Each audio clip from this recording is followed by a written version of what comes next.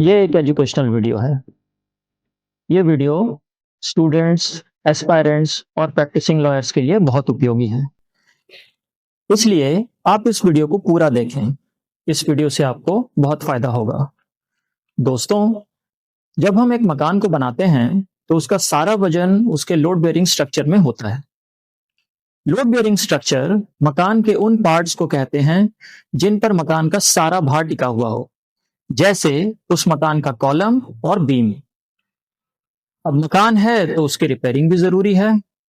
आपकी इच्छा हुई तो आप उसकी रिमॉडलिंग भी करवा सकते हैं। पर क्या आप उस मकान के रिमॉडलिंग के चक्कर में उसके कॉलम और बीम के साथ छेड़छाड़ कर सकते हैं? नहीं, क्योंकि कॉलम और बीम मकान के बेसिक स्ट्रक्चर्स हैं। अगर हम बेसिक स्ट्रक्चर के साथ बदलाव करेंगे तो या तो वो मूलभूत ढांचा ही बदल जाएगा या फिर उस मकान की छत ही गिर जाएगी। हमारा संविधान भी एक मकान की तरह है। हमारा संविधान भारत के पॉलिटिकल इकोसिस्टम को डिफाइन करता है। हम क्या हैं, हमारी आइडियोलॉजी क्या है, हमारा फ्यूचर के प्रति विजन क्या है, हम अपने नागरिकों को क्या सुरक्षा देना चाहते हैं, ये सब हमारे संविधान में लिखा हुआ है। हमारे संविधान में और भी बहुत सारी बातें लिखी हुई हैं, जैसे डिस्ट्रीब्यूशन ऑफ पावर, संवैधानिक पदों का विवरण, कार्यशैली का विवरण, प्रोसीजर, केंद्र और राज्यों के संबंधों का विवरण एवं सत्ता का विकेंद्रीकरण इत्यादि। हमारे पॉलिटी का मुख्य ढांचा हमें ब्रिटिश पॉलिटिकल सिस्टम से मिला है। हमारे पॉलिटिकल सिस्टम की नींव गवर्नमेंट ऑफ इंडिया एक्ट 1935 से डिराइव की गई। पर ब्रिटिश पार्लियामेंट्री सिस्टम में पार्लियामेंट सुप्रीम है। यहां पर कोई भी पॉलिटिकल इंस्टीट्यूशन शक्ति के मामले में ब्रिटिश पार्लियामेंट के आसपास भी नहीं है।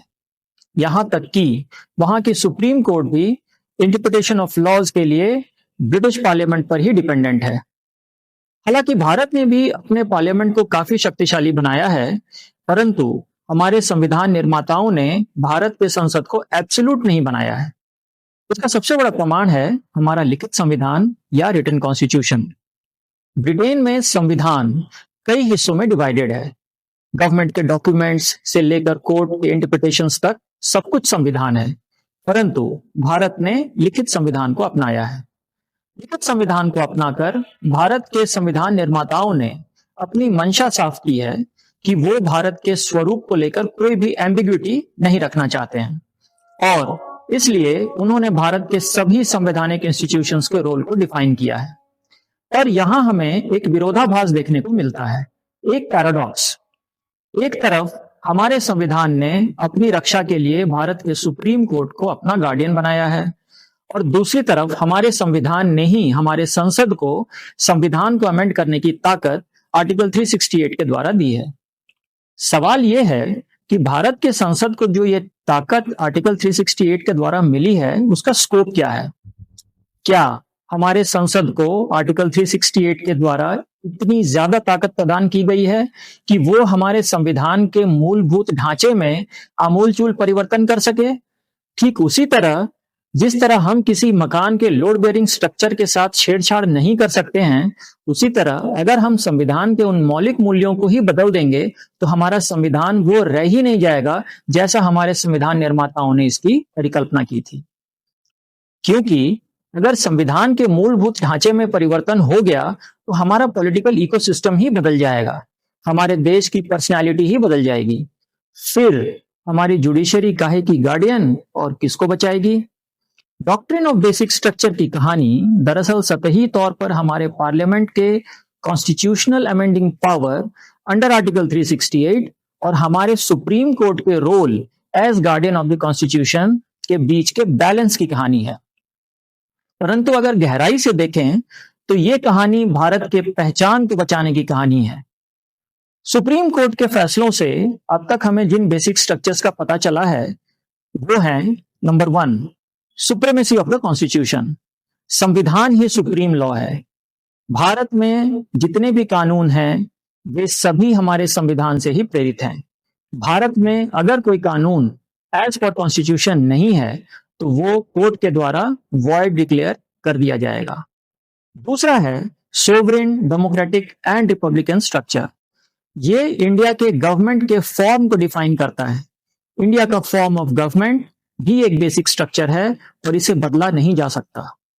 तीसरा है secular character of the constitution, religion और स्टेट के बीच में सेपरेशन। भारत का संविधान भारत के नागरिकों को अपने धर्म को मानने की पूरी आजादी देता है और भारत गणराज्य किसी भी धर्म की पैरवी नहीं करता। सेपरेशन ऑफ पावर, जो लेजिस्लेटिव, एग्जीक्यूटिव और जुडिशरी के बीच में डिवीजन ऑफ पावर की बात करता है। पांचवा है फेडरल कैरेक्टर, जो सेंटर और स्टेट के बीच में डिवीजन ऑफ पावर की बात करता है। हालांकि हमारा कॉन्स्टिट्यूशन यूनिटरी है, परंतु भारत में फंक्शनल फेडरलिज्म भी है जो भारत के रीजनल एस्पिरेशंस को फुलफिल करता है। छठा है rule of law, governance based on law not on arbitrary will. इसका तात्पर्य यह है कि सरकार अपनी मर्जी से काम नहीं कर सकती है, उसे भी कानून का अनुपालन करना होगा। सातवां है judicial review, power of the courts to review legislative and executive actions specifically under article 32, 136, 141, 142, 226 और 227। यह एक बहुत ही पावरफुल बेसिक स्ट्रक्चर है जिसके द्वारा कोर्ट, लेजिस्लेचर, एग्जीक्यूटिव के कार्यों की समीक्षा कर सकती है और ये देख सकती है कि लेजिस्लेटिव और executive actions as per constitution है या नहीं। आठवां है independence of judiciary, free from legislative और executive control. 42nd amendment act ने न्यायपालिका की शक्तियों को निरस्त कर दिया था। सरकार ने सुप्रीम कोर्ट से पावर ऑफ जुडिशियल रिव्यू छीन ली थी। ये हमारे पॉलिटी के लिए सुसाइडल होता, इसीलिए कोर्ट ने जुडिशियल रिव्यू को बेसिक स्ट्रक्चर माना। नौवां है unity and integrity of the nation, maintaining countries sovereignty. Bharat का कोई भी हिस्सा भारत से अलग नहीं हो सकता है, इसकी कोई गुंजाइश ही हमारे संविधान में नहीं है। यह भी हमारे संविधान का एक मौलिक ढांचा है। 10वां है parliamentary system of government, representative democracy. हम संसदीय प्रणाली के अलावा कोई और प्रणाली नहीं अपना सकते हैं। जैसे अमेरिका में प्रेसिडेंशियल फॉर्म ऑफ गवर्नमेंट है, हम उस प्रणाली को नहीं अपना सकते हैं। उस प्रणाली को अपनाने का मतलब है सारे पॉलिटिकल सिस्टम में बदलाव करना, जो संभव नहीं है। 11वां है free and fair elections, ensuring democratic legitimacy. हमारा संविधान फ्री एंड फेयर इलेक्शंस के लिए प्रतिबद्ध है। फ्री एंड फेयर इलेक्शंस ही एक जिम्मेदार सरकार की नींव है और ये भी कॉन्स्टिट्यूशन का बेसिक स्ट्रक्चर है। 12वां है individual freedoms, fundamental rights and human dignity. Part 3 of the constitution मौलिक अधिकारों की बात करता है। संसद हमारे मौलिक अधिकारों के साथ छेड़छाड़ नहीं कर सकता। 13वां है balance of power between fundamental rights and directive principles of state policy. इसी को हार्मोनियस बैलेंस कहा गया है। सरकार फंडामेंटल राइट्स और directive principle of state policy के बीच के बैलेंस को नहीं बिगाड़ सकती है। इसे हम डॉक्ट्रिन ऑफ हार्मोनियस बैलेंस के नाम से भी जानते हैं। 14वां है limited power of the parliament to amend the constitution under article 368। Article 368 को कॉन्स्टिट्यूशन को डिस्ट्रॉय करने नहीं दिया जा सकता। हमारे पार्लियामेंट के पास unlimited power under article 368 amend the Indian constitution नहीं है। 15वां है principle of equality, ensuring justice and equality. कानून की निगाहों में हर एक नागरिक समान है और उसे न्याय प्राप्त करने का समान अधिकार है। 16वां है effective access to justice, access to courts. हर नागरिक को एक्सेस टू जस्टिस होना ही चाहिए। अगर किसी के पास कोर्ट जाने की आर्थिक कंडीशन नहीं है तो न्यायपालिका उसकी मदद करेगी। 10 ऐसे लैंडमार्क केसेस हैं जिन्होंने बेसिक स्ट्रक्चर डॉक्ट्रिन को जन्म दिया और उसको डिफाइन किया है। हालांकि सुप्रीम कोर्ट ने यह साफ तौर पर कहा है कि अब तक जो बेसिक स्ट्रक्चर डिफाइंड हैं वे एग्जॉस्टिव नहीं है और भविष्य में भी बेसिक स्ट्रक्चर डिफाइन किए जाएंगे। इनमें से पहला केस है शंकरी प्रसाद वर्सेस यूनियन ऑफ इंडिया 1951। उसमें सुप्रीम कोर्ट ने फर्स्ट अमेंडमेंट एक्ट के वैलिडिटी को माना और ये रूलिंग दी कि पार्लियामेंट संविधान के किसी भी पोर्शन को अमेंड कर सकता है, फंडामेंटल राइट्स को भी। दूसरा केस है Sajjan Singh versus state of Rajasthan 1965। Supreme court ने 26th कॉन्स्टिट्यूशनल अमेंडमेंट को अपहेल्ड किया, जिसने प्रिवी पर्स और बाकी के प्रिविलेजेस को खत्म किया। कोर्ट ने क्लैरिफाई किया कि पार्लियामेंट को अंडर आर्टिकल 368 पूरा पावर है कि वो कॉन्स्टिट्यूशन के किसी भी पार्ट को अमेंड कर सकता है, फंडामेंटल राइट्स को भी। इन शॉर्ट, सुप्रीम कोर्ट ने शंकरी प्रसाद के जजमेंट को अपहोल्ड किया। तीसरा केस है Golaknath versus state of Punjab 1967। इस केस में सुप्रीम कोर्ट ने शंकरी प्रसाद के फैसले को बदल दिया। सुप्रीम कोर्ट ने रूलिंग दी कि पार्लियामेंट फंडामेंटल राइट्स को अमेंड नहीं कर सकता है। चौथा केस है Keshavananda Bharati versus state of Kerala 1973।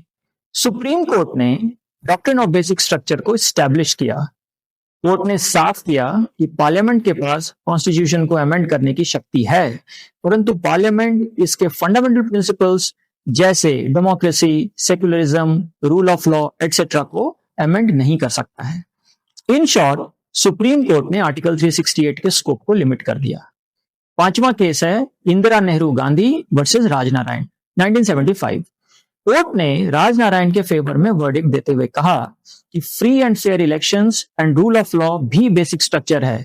Court ने 39th amendment clause article 329A sub clause 4 को स्ट्राइक डाउन किया, क्योंकि ये बेसिक स्ट्रक्चर डॉक्ट्रिन को वायलेट कर रहे थे। छठा केस है Minerva mills limited versus union of India 1980। Supreme court ने बेसिक स्ट्रक्चर डॉक्ट्रिन को रीएनफोर्स किया। कोर्ट ने एक बार फिर रूलिंग दी कि पार्लियामेंट के कॉन्स्टिट्यूशन को अमेंड करने की पावर एब्सोल्यूट नहीं है, और पार्लियामेंट कॉन्स्टिट्यूशन के 4 फीचर्स जैसे जुडिशियल रिव्यू और फंडामेंटल राइट्स और डायरेक्टिव प्रिंसिपल्स के बीच के बैलेंस को नहीं बिगाड़ सकता। 42nd अमेंडमेंट एक्ट में सेक्शन 4 और सेक्शन 55 ने पार्लियामेंट को कॉन्स्टिट्यूशन को अमेंड करने की अनलिमिटेड पावर दे रखी थी। सुप्रीम कोर्ट ने इसे स्ट्राइक डाउन किया। सातवां केस है Waman Rao versus union of India 1981। इस केस में सुप्रीम कोर्ट ने रूलिंग दी कि लॉज जिनको 9th शेड्यूल में रखा गया है वो जुडिशियल रिव्यू से इम्यून नहीं है। अगर ये लॉज बेसिक स्ट्रक्चर डॉक्ट्रिन को वायलेट करते हैं तो इनका भी जुडिशियल रिव्यू हो सकता है। आठवां केस है SR Bommai versus union of India 1994। इस केस में सुप्रीम कोर्ट ने गवर्नमेंट के आर्बिट्ररी मिसयूज ऑफ आर्टिकल 356 जिससे प्रेसिडेंट्स रूल इंपोज होता है को रिस्ट्रिक्ट किया। कोर्ट ने साफ कर दिया कि फेडरलिज्म बेसिक स्ट्रक्चर का पार्ट है और प्रेसिडेंट के एक्शन की भी जुडिशियल रिव्यू हो सकती है। नौवां केस है L Chandra Kumar versus union of India 1997। इस केस ने जुडिशियल ट्राइब्यूनल के वैलिडिटी को अपहोल्ड किया और यह भी कहा कि ट्राइब्यूनल्स हाई कोर्ट को रिप्लेस नहीं कर सकते हैं। Tribunals supplementary to high court हैं। इस जजमेंट ने जुडिशियल रिव्यू को स्ट्रेंथन किया। इस जजमेंट के बाद एडमिनिस्ट्रेटिव ट्राइब्यूनल्स एक्ट 1985 का गठन किया गया। 10वां केस है IR polio versus state of Tamil Nadu 2007। इस केस में सुप्रीम कोर्ट ने रूलिंग दी कि कोई भी लॉ जिसे 9th शेड्यूल में प्लेस किया गया है as a protective shield against judicial scrutiny judicial review से इम्यून नहीं है, अगर वो बेसिक स्ट्रक्चर ऑफ कॉन्स्टिट्यूशन को वायलेट करता है। तो ये हैं ये 10 केसेस जिन्होंने डॉक्ट्रिन ऑफ बेसिक स्ट्रक्चर को इंट्रोड्यूस किया और मजबूत किया।